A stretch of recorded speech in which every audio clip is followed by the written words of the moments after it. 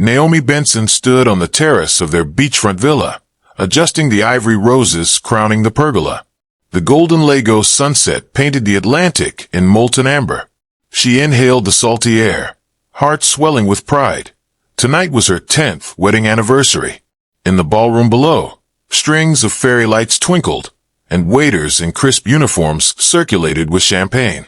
"Everything looks perfect," Naomi murmured to Tasha Allen, her lifelong friend, who was fussing over the seating chart. Tasha flashed her a grin. "You deserve this night, Nay.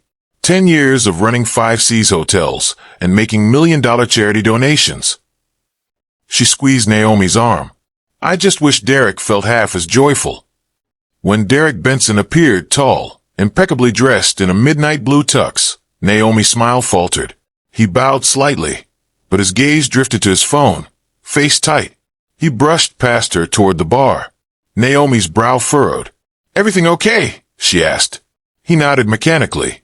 "Just work calls." He lifted his glass, but didn't clink. Naomi's chest tightened. The chime of the string quartet signaled guests arriving. Laughter and greetings filled the air. But in the tranquil evening, a shadow had fallen. Later, Naomi retreated to their home office under the guise of checking on venue contracts. She found Derek hunched over his laptop, fingers flying. Columns of red numbers glowed ominously on the screen. "Derek," she whispered. He started, closing the lid with a snap. "Nothing you need to worry about." "You're underwater," she said softly, gesturing to the chart. "Your real estate fund, losses are catastrophic." He stood abruptly. "Stop looking at my work. I'll handle it." Naomi's heart pounded. His empire had always been his pride. Now the foundation trembled.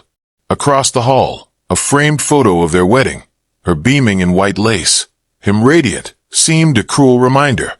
She placed a steadying hand on his arm. "We can weather storms together. Tell me the truth." Derek's jaw tightened. "I don't need rescue," he hissed, turning away. Naomi watched him go, uncertainty pooling in her chest. Over the next days, Naomi noticed oddities. Bank transfers she hadn't authorized, encrypted emails from offshore accounts, and late-night phone calls silenced the moment she entered. One afternoon, she confronted him as he paced their marble foyer. "Show me the statements," she demanded. Derek's eyes flickered. "You're invading my privacy." She held firm. "This is our life, our future." He slammed the door to his study. Naomi pressed her ear, muffled voices, her name. She backed away, stunned. That night in bed, Derek slept like a marble statue. Naomi lay awake, adrenaline thrumming. She silently vowed she would uncover every secret, no matter how devastating. A week later, Naomi suggested a quiet evening by the pool to reconnect. Lanterns bobbed on the water. Derek forced a smile. Tasha hovered nearby. As Naomi poured 2 glasses of wine, Derek's phone buzzed relentlessly. He silenced it. Naomi set down the glasses. "You're distant," she began. "I trusted you." He cut her off.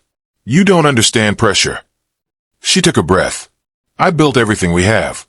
I deserve honesty." He lunged forward. "You don't get it. Your charities, your hotels.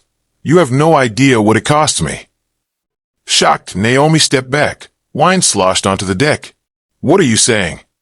Before he could answer, Tasha intervened. "Derek," he whirled, fists clenched. "Stay out of this." Her heels clicked as she retreated in disbelief. Naomi's pulse thundered. Their safe harbor was cracking. Tension spiraled. That night, after the guests left and Tasha went home, Naomi confronted Derek alone at the pool's edge. Moonlight shimmered on the water. "Please," she whispered, voice trembling.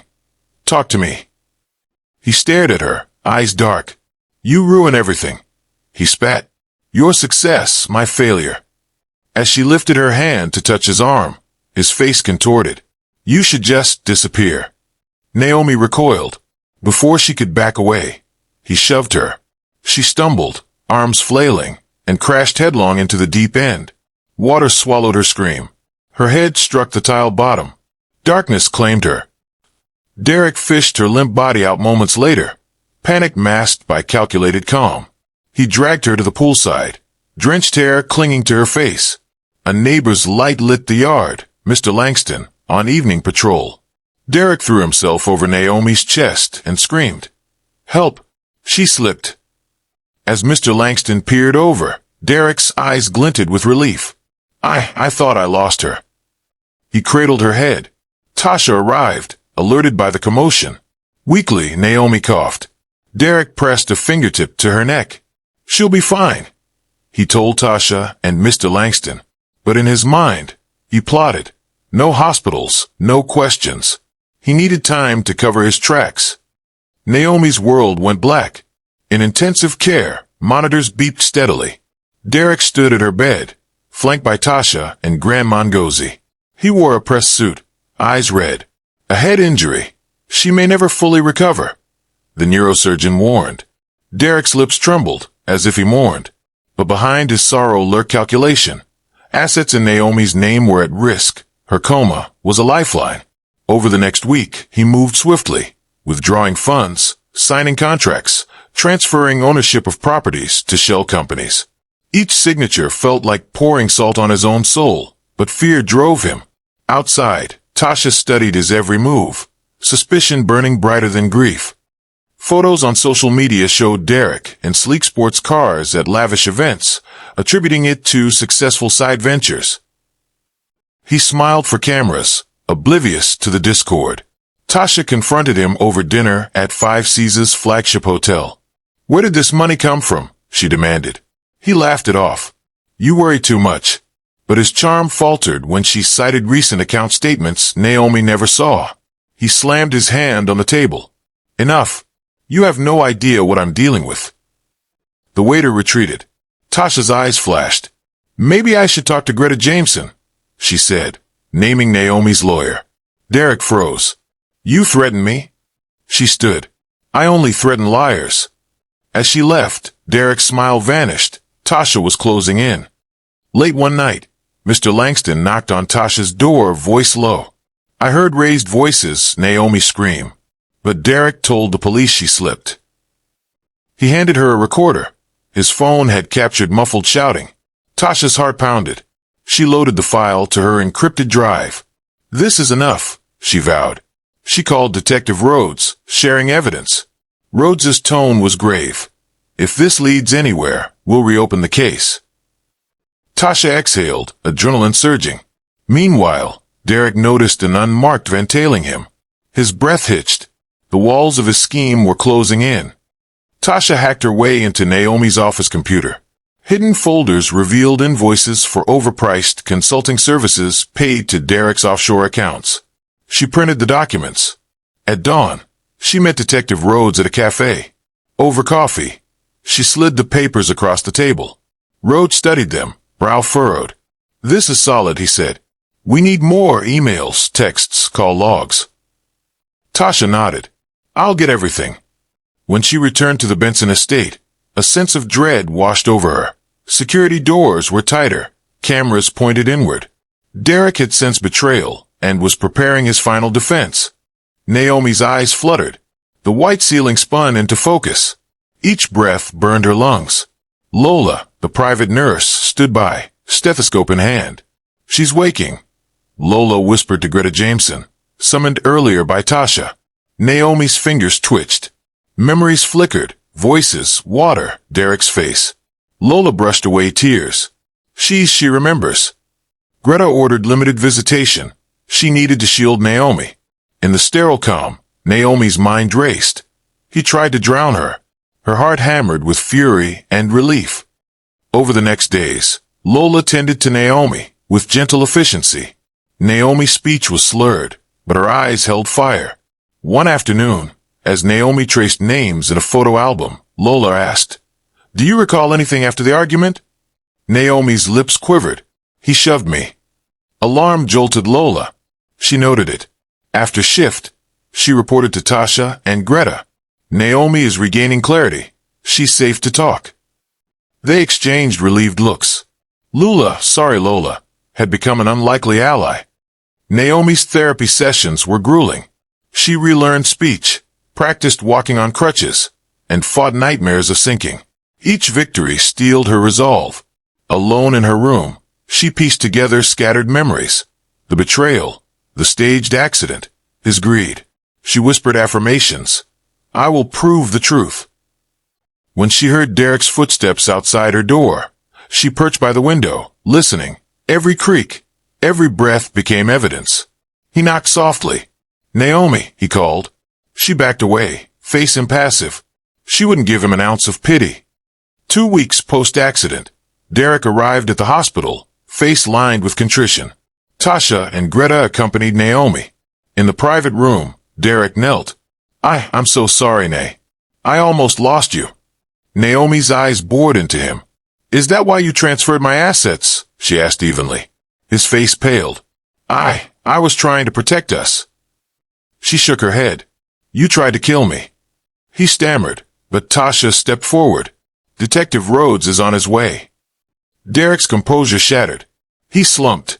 Naomi's heart pounded as she savored the moment. He would answer for every lie. Detective Rhodes arrived with officers. They placed Derek under escort. As he passed Naomi's bed, he tried to reach for her hand. She turned away. No more lies, she whispered. He was let out in cuffs, head bowed. The sterile hallway echoed with his defeat. Naomi exhaled, tears sliding down.